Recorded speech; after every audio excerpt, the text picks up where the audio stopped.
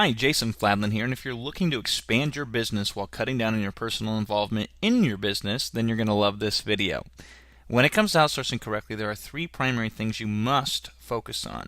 First, where to go to hire your outsourced workers. Second, determining who to hire. And third, managing who you hire properly. Let's go through each point. First, where to go to hire your outsourced worker. Our top choice is a site called oDesk. In fact, we're in the top 1% of businesses who have spent money with oDesk, so that gives you any indicator of how much we use them. oDesk is going to be a bit more expensive up front usually, but it's mostly worth it. If you're cost conscious, you might consider going to a place called onlinejobs.ph or even posting on Craigslist in smaller countries with a lower cost of living. Ideally, over time, you'll start to find some really good outsourcers, and then you can utilize the best place to get outsourcers, through word of mouth. We've built up quite a team throughout the years just by taking our top talent and asking if they know anyone else like them who would like to do the things that they do. It really helps build a culture for your business this way too. Second, whom do you hire exactly?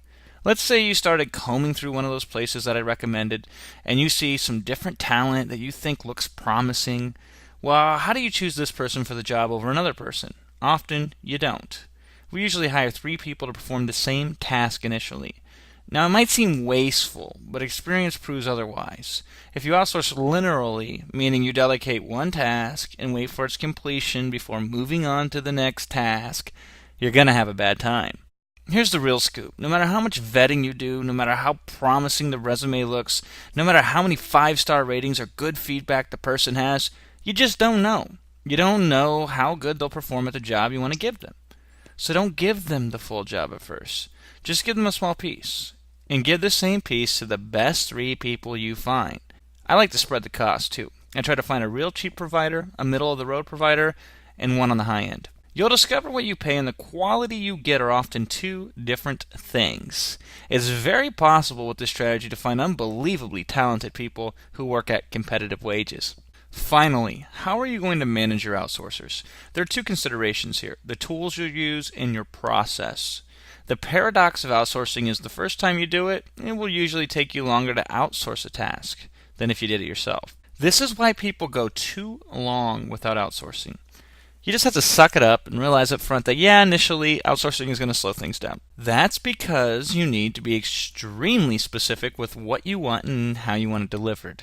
Then you need to set milestones and checkpoints, as well as getting status updates from them at least once a day, ideally twice a day if you can swing it. You should also prepare to communicate to them with redundancy in place.